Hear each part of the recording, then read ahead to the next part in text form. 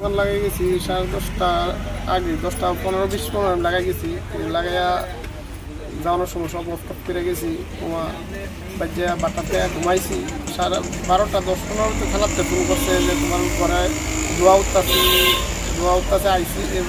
Phone করছে তাড়াতাড়ি আইলাম। আয়া দেখলাম জুল্লা যেতে জায়গা ভিতরে ফায়ার ব্রিগেডে ফোন করছে, ফায়ার ব্রিগেড আইসে। ভিতরে অনেক কিছু নষ্ট হয়েছে, সুকেস, ফ্রিজ, মাল, চিংড়ি আটা মজা ছিল, সব মাল নষ্ট হয়েছে। ফায়ার সার্ভিসে আয়া আগুন করে নিবাইছে। এর মধ্যে কি সব কিছু পুড়ে গেছে? এর মধ্যে সব পুড়ে গেছে, পুরা ছাই হয়ে গেছে।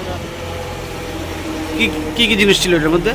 ফ্রিজা ছিল 2টা, মেশিন ছিল, টাকা আসলো? টাকা আসলো 10 টাকা, প্রায় 12,000 টাকার মতন আসছিল। আপনার কিসের দোকান ছিল? মিষ্টির দোকান। আপনার কি মনে হয় কোথা থেকে আগুনটা লাগতে পারে?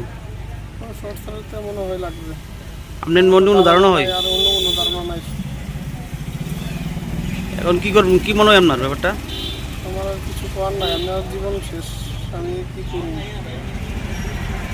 আপনার নাম? কৃষ্ণগোপাল শর্মা। আপনার দোকান কোথায় ছিল?